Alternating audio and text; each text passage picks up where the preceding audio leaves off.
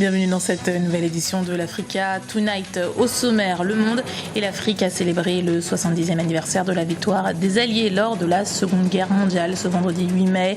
L'Afrique y a joué un rôle important. Plus de 160 000 combattants africains y ont participé.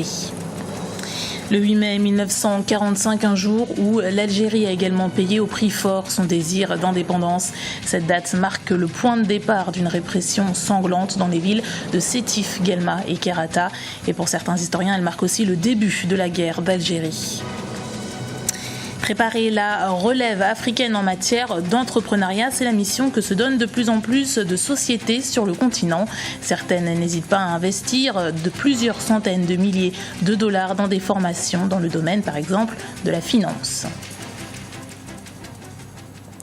Mais d'abord, les discussions entre le pouvoir et la majorité s'organisent en République démocratique du Congo. Kalev Mutonde, le chef de l'Agence nationale des renseignements et envoyé par le président Joseph Kabila, s'est entretenu avec plusieurs formations politiques de l'opposition. Des rencontres sont prévues et elles aborderont le contentieux du scrutin de 2011 et l'organisation des élections à venir.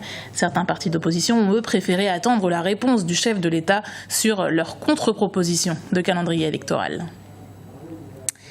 Et puis sachez que la justice congolaise a annoncé qu'elle allait maintenir en prison le militant Fred Boma 15 jours supplémentaires. L'homme membre du mouvement citoyen Lutte pour le changement a été arrêté et incarcéré depuis le 15 mars sans inculpation. Il serait soupçonné de participation à une insurrection d'après une source judiciaire. Le 8 mai célèbre la capitulation allemande et la fin de la Seconde Guerre mondiale en 1945. Et si cette date symbolise la victoire des forces alliées sur le régime nazi, les anciens combattants appellent à se souvenir également du rôle joué par les armées africaines, notamment par les divisions de tirailleurs, de Goumier ou encore de Tabor. Tous ont joué un rôle important dans la libération de la France. Ibra Djindjaï. Dans son appel du 18 juin 1940, le général de Gaulle avait lancé « La France n'est pas seule, elle a un vaste empire derrière elle ». Les combattants africains ont répondu massivement à cet appel et ont grandement contribué à la victoire des Alliés contre le régime nazi. 70 ans après, l'Afrique se souvient de l'apport des tirailleurs dans la capitulation de l'armée allemande. L'importance, la participation des tirailleurs africains et en particulier des tirailleurs sénégalais a été indéniable, surtout dans cette phase de libération, puisque après le débarquement de Normandie de juin 44, il y a eu le débarquement de Toulon en septembre 44, auquel les tirailleurs ont joué un rôle particulièrement important dans la mesure où ça a été précédé par la libération de l'île d'Elbe, libération à laquelle le 6e régiment de tirailleurs sénégalais, commandé par le colonel Salan, participe de façon déterminante à la libération de Toulon, qui ouvre la voie vers la remontée de l'armée vers le nord. Les tirailleurs sénégalais sont un corps de militaires ayant appartenu à l'armée coloniale française en 1857.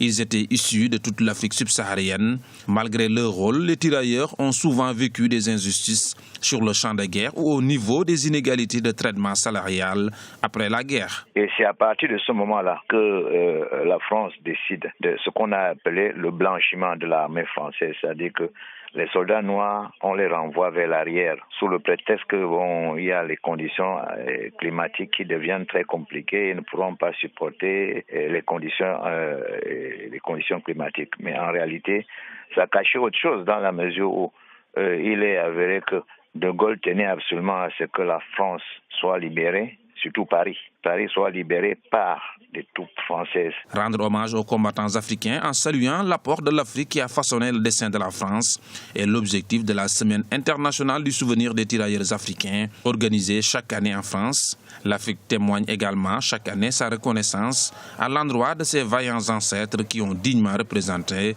le continent dans cette période sombre de l'humanité. Et ce 8 mai 1945, célébré dans le monde comme la victoire des Alliés sur l'Allemagne nazie, est aussi synonyme de massacre et d'horreur pour les habitants de la ville de Sétif, à 300 km d'Alger, la capitale algérienne. Il y a 70 ans, une répression sanglante ordonnée par les autorités françaises a fait plusieurs dizaines de milliers de morts. Un souvenir toujours présent dans la mémoire collective algérienne. Arwa Barkala.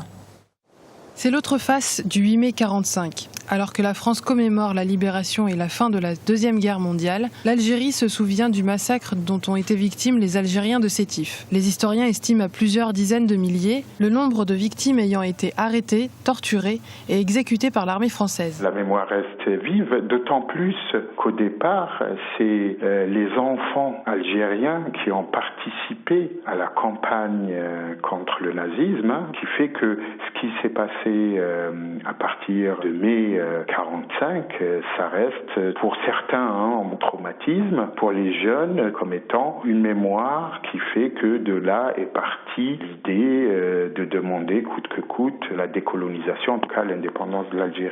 Tout avait commencé dans la ville de Sétif où, à l'occasion de la libération en France, le drapeau algérien a été brandi durant une manifestation. La répression sanglante de l'armée française durera plusieurs semaines et dans plusieurs villes d'Algérie. L'importance et l'héritage douloureux transmis par les derniers témoins restent encore vifs. Il y a un devoir de mémoire et un devoir de reconnaissance de ces gens-là et de leur rendre un hommage à chaque 8 mai 45, que ce soit à Kerata, dans toutes les villes d'Algérie et là où il y a des Algériens étrangers. Il faut qu'il y ait un devoir de mémoire, comme il y a un devoir de mémoire pour le 17 octobre au Pont-Saint-Michel, il faut qu'il y ait une mémoire aussi pour les gens qui ont été abattus le 8 mai 45.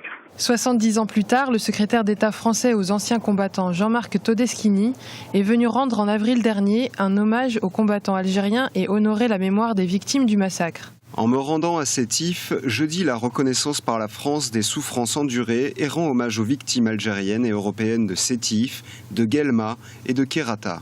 Au nom de la mémoire partagée par nos deux pays, à continuer d'avancer ensemble vers ce qui les réunit. Le secrétaire d'État a donc amorcé un apaisement des relations diplomatiques entre Alger et Paris. Les événements de Sétif sont aujourd'hui perçus comme étant les prémices de la guerre d'indépendance de l'Algérie entre 1954 et 1962. La Cour pénale internationale en a fait l'annonce officielle jeudi. Les procès de l'ancien chef d'État ivoirien Laurent Gbagbo ainsi que celui de l'ancien chef de milice Charles Blé Goudé débuteront le 13 novembre à La Haye, aux Pays-Bas. 4 chefs d'accusation de crimes contre l'humanité pèsent contre les 2 hommes. Ils sont accusés de meurtre, viol, autres actes inhumains ou à titre subsidiaire, tentative de meurtre et persécution au cours de la crise post-électorale de 2010-2011 qui avait fait 3000 morts. L'actualité économique, c'est l'attention que portent de nombreuses entreprises du continent aux jeunes diplômés. Plusieurs groupes panafricains investissent dans des formations dans les métiers de la finance, par exemple, un secteur motivé par le taux de croissance élevé de nombreux pays africains. Les précisions de notre correspondant en Côte d'Ivoire, Olivier Conan. La plupart des pays africains connaissent un taux de croissance élevé, une croissance attirée par l'investissement public. Cependant, le secteur privé africain est marqué par le succès d'opérateurs économiques répondant aux standards internationaux. De grands groupes et des banques panafricaines se sont imposés dans divers domaines d'activité. Ces bâtisseurs de l'économie africaine constituent des modèles dont doivent s'inspirer les jeunes Africains pour réussir en affaires. L'un des éléments principaux de la réussite des entrepreneurs, c'est la formation. On déniche quand même des jeunes qui sortent des écoles et tout ça, machin.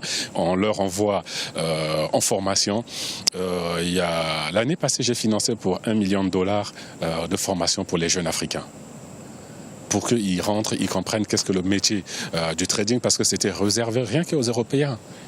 Aujourd'hui, on ne voit pas aujourd'hui, quelqu'un, même des sociétés comme les Trafigura, des Glencore, financées pour ces jeunes Africains, non.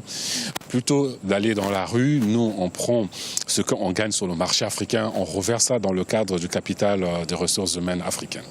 L'une des conditions de la réussite des bâtisseurs de l'économie africaine, c'est l'accès au capital. Un entrepreneur, une PME ou une grande entreprise ne peuvent se développer sans les ressources financières. Des places financières se modernisent pour mobiliser les ressources nécessaires à l'émergence de l'Afrique. Le Maroc fait figure d'exemple avec Casablanca Finance City, qui se constitue comme la tête de pont de l'investissement en direction de l'Afrique de l'Ouest.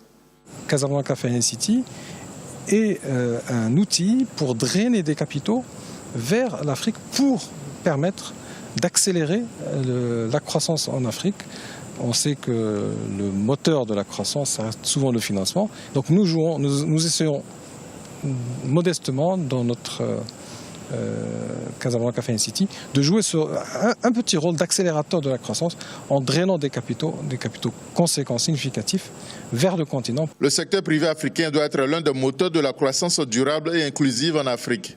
Cela passe par l'intégration africaine et le développement des réseaux d'affaires. C'est ainsi que les jeunes entrepreneurs, avec l'appui de mentors, pourront prendre la relève du leadership économique sur le continent africain. C'était le journal de la rédaction. Merci de l'avoir suivi. Retrouvez dans un instant une nouvelle édition de l'Africa Tonight sur Africa 24.